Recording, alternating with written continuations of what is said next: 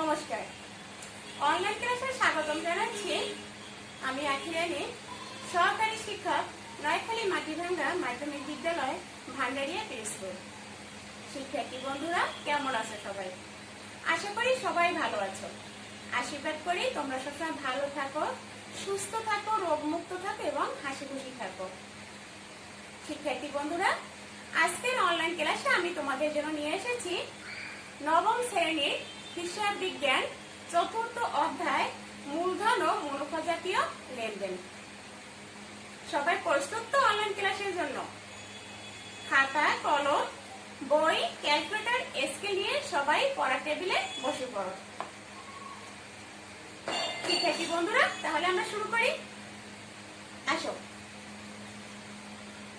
বের করো সবাই 45 পৃষ্ঠা। 45 পৃষ্ঠা দেখো, এখানে একটি সৃজনশীল প্রশ্ন দেওয়া আছে। আমরা কিন্তু বিগত ক্লাসে এই অধ্যায় সম্পর্কে ধারণা নিয়েছিলাম। সেই ধারণার আলোকে আজকের এই সৃজনশীল প্রশ্নের সমাধান করব। তাহলে চলো শুরু করি। দেখো, এখানে বলা আছে 2017 সালে বোরহান এন্টারপ্রাইজ নামের ব্যবসায় প্রতিষ্ঠানের লেনদেনের কিছু অংশ নিম্নরূপ। তোমরা এটা সবাই দেখে নাও। ক নম্বর সৃজনশীল বলছে মূলধন জাতীয় প্রাপ্তির পরিমাণ নির্ণয় করো। খ নম্বরে বলেছে মুনাফা জাতীয় আয় ও ব্যয় এবং মুনাফা জাতীয় প্রাপ্তি ও প্রদানের পরিমাণ নির্ণয় করো। গ নম্বরে বলছে বোরহান এন্টারপ্রাইজের মালিকানা সত্ত্বের পরিমাণ নির্ণয় করো। শিক্ষার্থী বন্ধুরা, প্রথমেই আমরা সৃজনশীল কয়ের সমাধান করব। দেখো কি বলছে, মূলধন জাতীয় প্রাপ্তির পরিমাণ নির্ণয় করো। দেখো, মূলধন জাতীয় প্রাপ্তির পরিমাণ তোমাদের কি মনে আছে? মূলধন জাতীয় প্রাপ্তি কি? আমি আবারও মনে করে দিচ্ছি, তাহলে কিন্তু তোমরা নিজেরাই খুঁজে বের করতে পারবে যে মূলধন জাতীয় প্রাপ্তি কোনগুলো। অর্থাৎ যে প্রাপ্তি সমূহ বা আয় সমূহ প্রতিষ্ঠানে বছরে একবার আসে এবং এর ফলাফল বছরের পর বছর ভোগ করা যায়, সেটাই হচ্ছে কি মূলধন জাতীয় প্রাপ্তি। তাহলে দেখো তো, এখানে মূলধন জাতীয় প্রাপ্তি কি আছে তোমরা নিজেরাই দেখো। এবং তোমাদের মনে রাখতে হবে, এই মূলধন জাতীয় প্রাপ্তি এক্ষেত্রে কিন্তু তোমার টাকার পরিমাণটা বেশি থাকে। টাকার পরিমাণ বেশি থাকে এবং বছর পর বছর এর ফলাফল ভোগ করা যায়। তাহলে দেখো তো কি আছে, এবং এটা কি বছরে কিন্তু একবার আসে, প্রতিষ্ঠানে একবার আসে, অর্থাৎ বারবার সংঘটিত হয় না। তাহলে দেখো কি আছে, প্রথমে আছে দেখো ব্যবসায় মূলধন বিনিয়োগ। লিখে নাও সবাই, ব্যবসায় মূলধন বিনিয়োগ।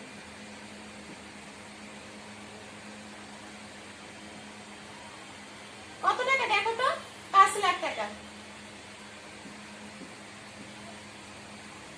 তারপর আছে কি দেখো, ব্যাংক থেকে ঋণ গ্রহণ 3 লাখ টাকা। এটাও কিন্তু তোমার মূলধন জাতীয় প্রাপ্তি, কারণ ঋণ প্রতিষ্ঠানে বারবার আনা হয় না। ব্যাংক থেকে ঋণ গ্রহণ, এই ঋণ কি বারবার গ্রহণ করা হয়? একবার গ্রহণ করা হয় এবং এর ফলাফল বছরের পর বছর ভোগ করা হয়। কত টাকা দেখো? 3 লাখ টাকা। আর কিছু আছে? বুঝে দেখো তো সবাই। না, আর কিছুই নেই। তাহলে দুটো যোগ করে নাও।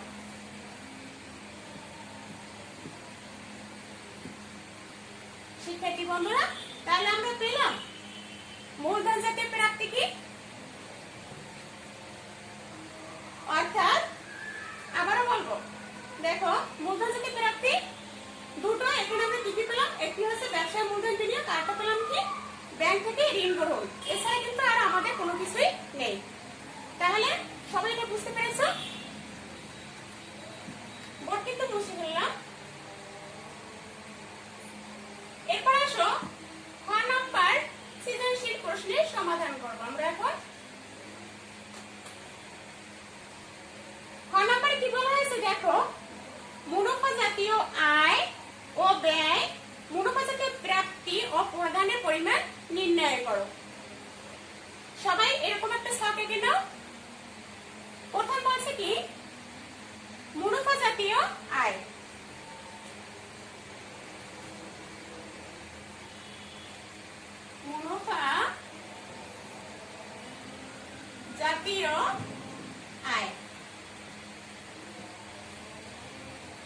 আমি আবারও মনে করে দিচ্ছি যে মুনাফা জাতীয় আয় কি, অর্থাৎ যে আয়সমূহ বছরে বারবার হয়। কি বলছি? যে আয়সমূহ বছরে বারবার হয় এবং এর ফলাফল বছরের মধ্যে শেষ হয়ে যায়, সেটাই হচ্ছে কি তোমার মুনাফা জাতীয় আয়। তাহলে দেখো তো তোমরা এখানে মুনাফা জাতীয় আয় কি কি আছে। দেখো প্রথম আছে বিনিয়োগ হতে মুনাফা প্রাপ্তি 14,000 টাকা। বিনিয়োগ হতে মুনাফা প্রাপ্তি 14,000 টাকা। বিনিয়োগ থেকে মুনাফা প্রাপ্তি 14,000 টাকা। আমরা বাইরের ঘরে নিলাম কারণ আমাদের এর সাথে কোনো কিছু নেই।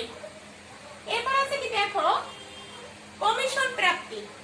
কমিশন প্রাপ্তি আছে 50,000 টাকা। লিখে নাও, কমিশন প্রাপ্তি 50,000 টাকা। দেখো কমিশন প্রাপ্তি সম্পর্কে লেখা আছে 4,000 টাকা 2016 সালের জন্য। শিক্ষার্থী বন্ধুরা তোমাদের মনে রাখতে হবে, যখন আমরা আয় করব, আয় করি ব্যয় করি, যা আয় ব্যয় যেটাই করি না কেন, তখন তোমার চলতি বছরের যে আয় বা ব্যয় সেটাই নিতে হবে। তাহলে এখন আমরা করতে হচ্ছে কি মুনাফা জাতীয় আয়। তাহলে চলতি বছরের যে আয় সেই আয়টাই শুধু আমরা নেব। যদি বিগত কিছু থাকে বা অগ্রিম কিছু থাকে তাহলে সেটা আমাদের বাদ দিতে হবে। দেখো এখানে লেখা আছে 4,000 টাকা 2016 সালের জন্য। তাহলে সেটা হচ্ছে তোমার বিগত বছরের টাকা ছিল। তাহলে এটা আমাদের কি করতে হবে? বাদ দিতে হবে। বাদ দিয়ে নাও, বাদ বিগত বছরের 4,000 টাকা,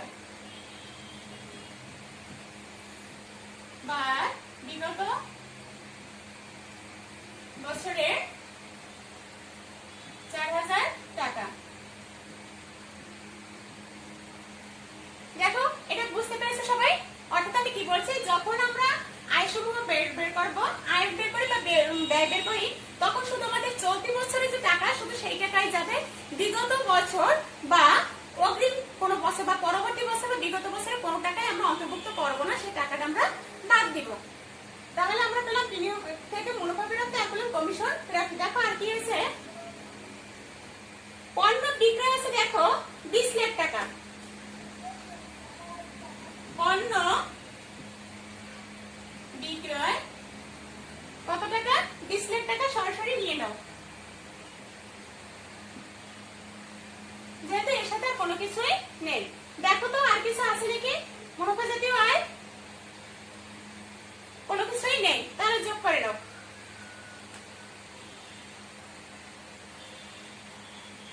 20,60,000 টাকা। দেখো তাহলে আমরা পেলাম কি মুনাফা জাতীয় আয়। কি কি? বিনিয়োগ থেকে মুনাফা প্রাপ্তি, কমিশন প্রাপ্তি। কমিশন প্রাপ্তি থেকে কিন্তু বিগত বছরে 4,000 টাকা বাদ যাবে। আর পেলাম কি আমরা পণ্য বিক্রয়। এরপরে বলছে কি দেখো মুনাফা জাতীয় ব্যয়।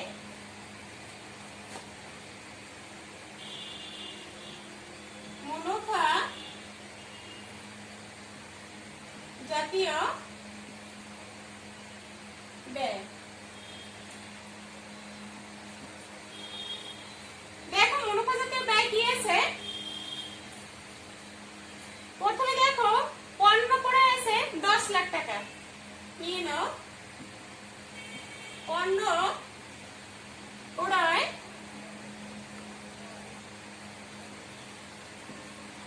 10 লাখ টাকা। এরপর আছে কি দেখো তো কর্মচারীদের বেতন প্রদান। বন্ধুরা তোমাদের মনে রাখতে হবে, আমি কিন্তু একটু আগে বলেছিলাম, অর্থাৎ আমরা যখন ব্যয় সমূহ নেব, মুনাফা জাতীয় ব্যয় কি, অর্থাৎ তোমার বস, আমি আবার মনে করে দিচ্ছি মুনাফা জাতীয় ব্যয় হচ্ছে কোনটা, অর্থাৎ যে ব্যয় সমূহ তোমার বছরে বারবার ঘটে এবং যার ফলাফল বছরের মধ্যে শেষ হয়ে যায়, সেটাই হচ্ছে মুনাফা জাতীয় ব্যয়। তাহলে দেখো মুনাফা জাতীয় ব্যয় পেলাম কি আমরা পণ্য ক্রয়। এরপর আসে কি দেখো বেতন প্রদান আছে 3,80,000 টাকা। নিয়ে নাও, বেতন প্রদান কত টাকা? 3,80,000 টাকা। এরপর কি আছে দেখো বিদ্যুৎ ও টেলিফোন বিল, বিদ্যুৎ ও টেলিফোন বিল, বিদ্যুৎ ও টেলিফোন বিল। এই যে ব্যয়সমূহ, এই ব্যয়গুলো কিন্তু আমাদের বছরে বারবার হয়, এই জন্য এটা হচ্ছে তোমার মুনাফাজাতীয় ব্যয়। টেলিফোন বিল আছে কত টাকা? 12,000 টাকা, 12,000 টাকা। তারপর কি আছে দেখো, যন্ত্রপাতি অবস্থায়, এটিও কিন্তু মুনাফাজাতীয় ব্যয়। যন্ত্রপাতির অবস্থায় আছে কত টাকা? 15,000 টাকা নিয়ে নাও। যন্ত্রপাতির অবচয় 15,000 টাকা। এরপরে দেখো ভাড়া আছে কত? 40,000 টাকা। এখানে একটি কথা লেখা আছে দেখো, 3,000 টাকা 2018 সালের জন্য। আমি তোমাদের বলেছিলাম যে আমরা যখন আয় বা ব্যয় করবো শুধুমাত্র বছরটা নিব, বিগত থাকলে বা পরবর্তী বছরে থাকলে সেটা আমাদের বাদ দিতে হবে। তাহলে দেখো ভাড়া আছে কত টাকা? 40,000 টাকা নিয়ে নাও। ভাড়া 40,000 টাকা। তাহলে তোমার 3,000 টাকা আছে 2018 সালের জন্য, তার মানে কি এটা হচ্ছে তোমার অগ্রিম। অগ্রিম থাকলে কি করতে তোমার বাদ দিতে হবে, বাদ অগ্রিম 3,000 টাকা, বাদ অগ্রিম 3,000 টাকা।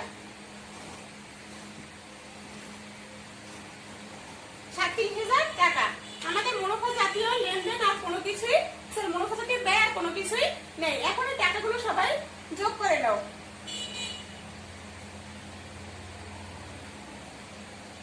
14,44,000 টাকা যোগ করো। 14,44,000 টাকা পেলাম আমরা মুনাফা জাতীয় ব্যয়। আমি আবারও বলছি যে মুনাফা জাতীয় ব্যয়টা অর্থাৎ যে ব্যয় সমূহ তোমার বছরে বারবার ঘটে সেটাই হচ্ছে কি তোমার মুনাফা জাতীয় ব্যয়। তাহলে আমরা এখানে কি কি পেলাম? পণ্য ক্রয় পেলাম, বেতন প্রদান পেলাম, বিদ্যুৎ ও টেলিফোন বিল পেলাম, যন্ত্রপাতির অবচয় পেলাম, ভাড়া পেলাম। ভাড়া থেকে কিন্তু অগ্রিম আমরা বাদ দিলাম, কারণ বিগত বছরে কোনো কিছু থাকলে বা অগ্রিম কোনো কিছু থাকলে সেটা আমাদের বাদ দিতে হবে। শুধু আয়দার ক্ষেত্রে চলতি বছরটাই নেব, ঠিক আছে? শিক্ষার্থী বন্ধুরা, আমি একটু এই রেজাল্টটা লিখে নিচ্ছি, তোমার মুনাফা জাতীয় আয় এবং মুনাফা জাতীয় ব্যয়ের পাশে লিখে নিচ্ছি, কারণ গ নম্বর অঙ্ক করতে গেলে কিন্তু এই রেজাল্টটা প্রয়োজন। এই জন্য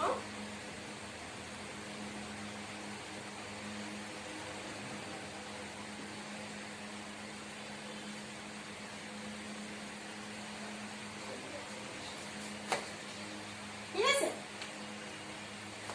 তোমাদের একটি কথা বলি, দেখো তোমরা যখন এই অঙ্ক করবা তখন কিন্তু তোমার একই ছকের ভিতরে এই অঙ্কটা করতে হবে, যেহেতু একই অঙ্কে কিন্তু তোমার মুনাফা জাতীয় আয়, মুনাফা জাতীয় ব্যয় এবং মুনাফা জাতীয় প্রাপ্তি এবং প্রদান চেয়েছে, এই কারণে কিন্তু তোমার একই ছকের ভিতরে হবে। কিন্তু আমার তো জায়গার স্বল্পতা, এই কারণে আমি মুছে নিচ্ছি, ঠিক আছে? আমরা পেলাম কি মুনাফা জাতীয়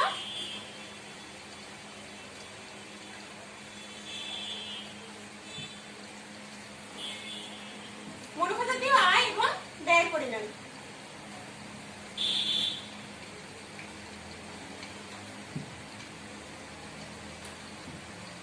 এরপর দেখো বলছে কি, দেখো মুনাফা জাতীয় প্রাপ্তি, মুনাফা জাতীয় প্রাপ্তি।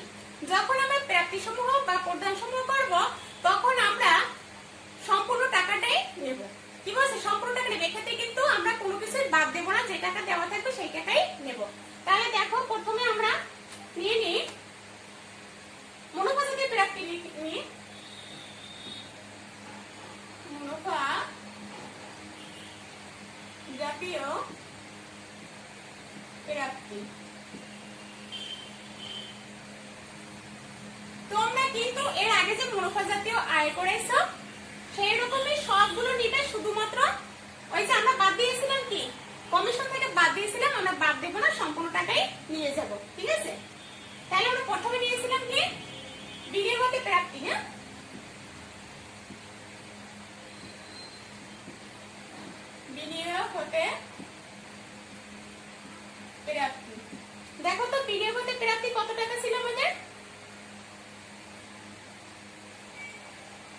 14,000 টাকা,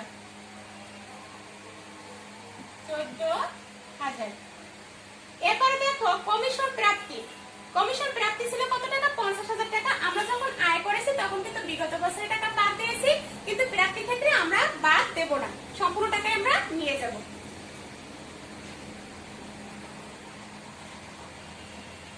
কমিশন প্রাপ্তি কত টাকা? 50,000 টাকা।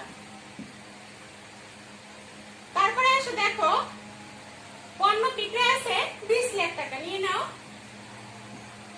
পণ্য বিক্রয় কত টাকা বলছিল? 20 লাখ টাকা। আর কিন্তু আমার কোনো কিছুই নেই, তাহলে যোগ করো 20,64,000 টাকা।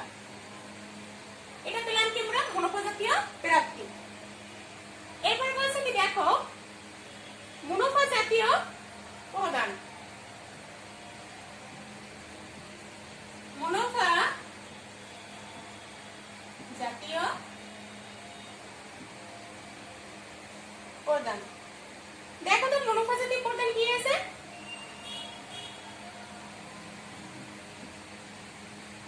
মুনাফা জাতীয় প্রদান আছে দেখো পণ্য ক্রয় আছে 10 লাখ টাকা, নিয়ে নাও। পণ্য ক্রয় 10 লাখ টাকা। শিক্ষার্থী বন্ধুরা আমি আবারও বলে দিচ্ছি, অর্থাৎ যখন মুনাফা জাতীয় প্রাপ্তি এবং প্রদান করবা তখন মুনাফা জাতীয় আয় ব্যয় সবগুলো টাকায় নিয়ে আসবা, শুধুমাত্র যে টাকাগুলো বিগত বছরে বা অগ্রিম বাদ দিয়েছিলে আয় ব্যয়ের ক্ষেত্রে সেই টাকাগুলো বাদ হবে না, সম্পূর্ণ টাকাটাই নিয়ে আসতে হবে, ঠিক আছে? তাহলে পণ্য করে আছে কত তোমার? 10 লাখ টাকা। এরপর কি আছে? বেতন প্রদান আছে 3,80,000 টাকা, নিয়ে নাও। বেতন প্রদান 3,80,000। এরপরে দেখো কি আছে? বিদ্যুৎ ও টেলিফোন বিল আছে 12,000 টাকা। বিদ্যুৎ ও টেলিফোন বিল 12,000 টাকা। আমরা কিন্তু দেখো মুনাফা জাতীয় ব্যয় সমূহের ক্ষেত্রে যত টাকা নিয়েছিলাম সেই টাকাগুলো কিন্তু সব আমরা মুনাফা জাতীয় প্রদানের ক্ষেত্রে অন্তর্ভুক্ত করছি, দেখছো? তারপর কি আছে দেখো যন্ত্রপাতির অবস্থায় আছে 15,000 টাকা।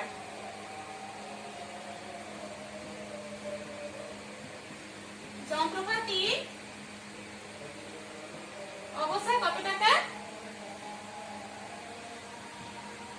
15,000 টাকা।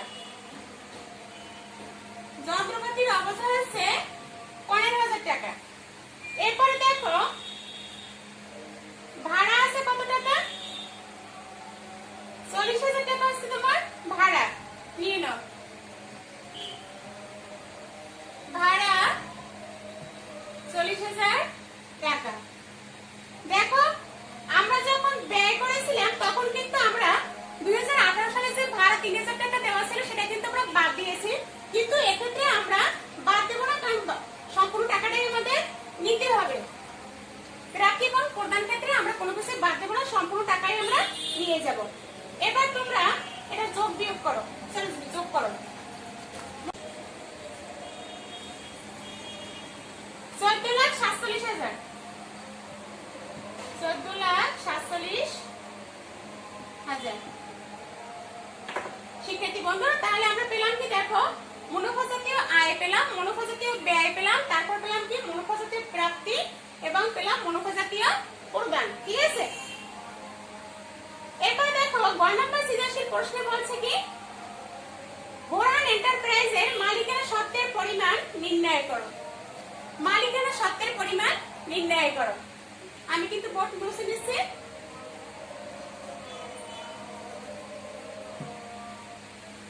মালিকানা সত্ত্ব, তোমাদের কি সূত্রটি মনে আছে? মালিকানা সত্ত্বের অর্থাৎ মূলধন যোগ আয় মাইনাস ব্যয় মাইনাস উত্তোলন, তাহলে আমরা পাবো কি মালিকানা সত্ত্বের পরিমাণ বের করতে, তাই না বন্ধুরা?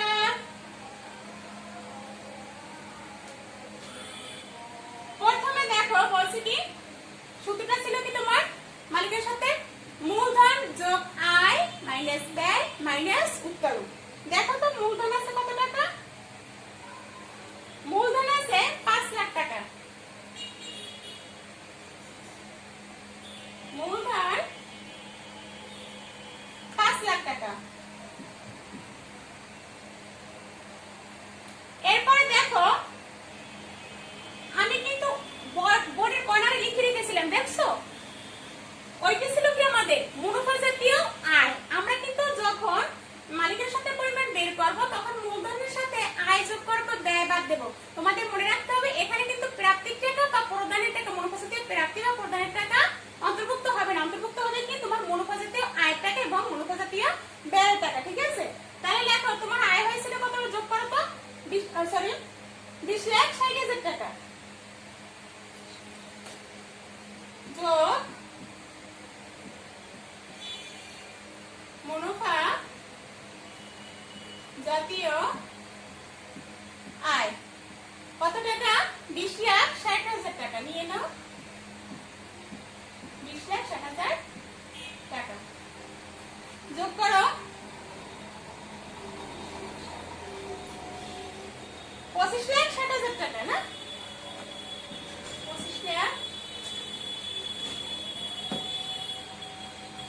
25,60,000 টাকা। দেখো কি বলছে, মূলধনের সাথে আমরা আয় যোগ করব। এরপর আসো বাদ দিতে হবে তোমার মুনাফা জাতীয় ব্যয়। মুনাফা জাতীয় ব্যয় হচ্ছে কত, 14,44,000 টাকা। বাদ দাও, বাদ মুনাফা জাতীয় ব্যয়। তোমরা এখানে কিন্তু মুনাফা জাতীয় আয় এরকম না লিখে শুধুমাত্র মূলধন যোগ আয়ও লিখতে পারো এবং ব্যয়ও লিখতে পারো। ঠিক আছে, আমি কিন্তু তোমাদের সুবিধার্থে এখানে মুনাফা জাতীয় আয় লিখে দিলাম এবং মুনাফা জাতীয় ব্যয় লিখে দিলাম। তোমরা শুধুমাত্র আয়ও লিখতে পারো, ব্যয়ও লিখতে পারো। দেখো মুনাফা জাতীয় ব্যয় আছে কত, 14,44,000 টাকা, 14,44,000 টাকা। এটা আমাদের কি করতে হবে, 14,44,000 টাকা আমরা কি করব, 14,44,000 টাকা আমরা বাদ দেব। 11,16,000 টাকা, 11,16,000 টাকা। এরপরে দেখো সূত্রটার মধ্যে কি ছিল, মূলধন যোগ আয় মাইনাস ব্যয় মাইনাস উত্তোলন। উত্তোলন আছে কত তোমার 5,000 টাকা। দেখো উত্তোলন আছে তোমার 5,000 টাকা, তাহলে উত্তোলনের 5,000 টাকা বাদ দাও।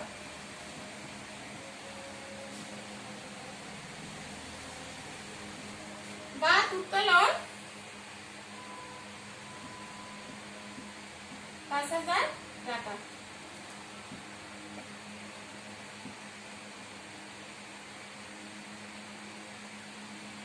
তাহলে থাকে কত, দেখো বিয়োগ করো তোমরা শিক্ষার্থী বন্ধুরা। আমি আবারও বলি, অর্থাৎ আমরা যখন মালিকের সাথে পরিমাণ নির্ণয় করবো তখন আমাদের কি করতে হবে, প্রথম নিতে হবে মূলধন, তারপর যোগ করতে হবে আয়, তা থেকে আমরা ব্যয় বাদ দেবো। আর যদি উত্তোলন থাকে তাহলে আমরা উত্তোলন বাদ দেবো।